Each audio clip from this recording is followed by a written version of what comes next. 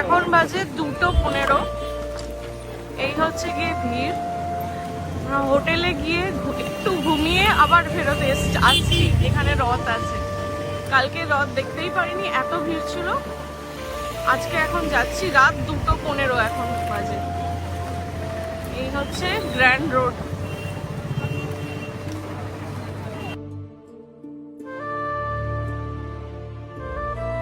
কালকে সকালে রথের কাছে অবধি পৌঁছতে পারিনি, মানে রথের থেকে প্রায় 1.5 কিলোমিটার আগেই আটকে গেছিলাম, এত ভিড় ছিল। রথের মাথা অবধি আমি দেখতে পারছিলাম না যখন সকালে এসেছিলাম।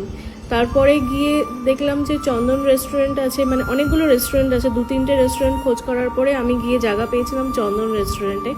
তো সেই চন্দন রেস্টুরেন্টে পার হেড 4000 করে নিয়েছিল।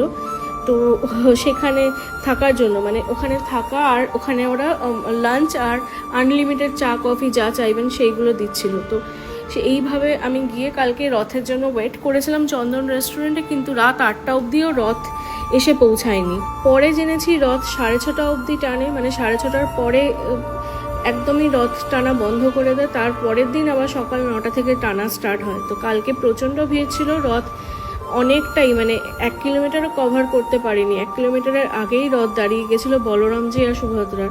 আর জগন্নাথের রথ তো এগোয়ইনি। আমি যখন গিয়ে পৌঁছলাম মন্দিরের কাছে, তখন দেখি মন্দির থেকে প্রায় 10 ফিট বা 11 ফিটের মতো জগন্নাথের রথ মুভ করেছিল, মন্দিরের কাছেই দাঁড়িয়েছিল। এত ভিড় ছিল কালকে।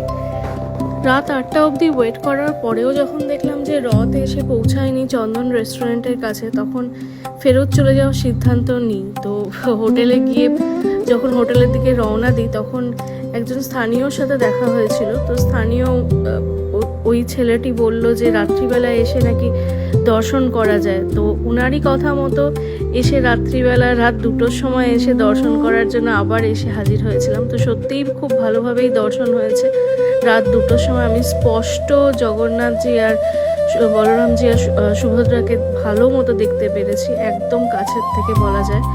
তো হ্যাঁ, ব্যারিকেড দিয়ে আটকানো ছিল, কিন্তু একদমই স্পষ্ট মানে আমি দেখতে পেরেছি।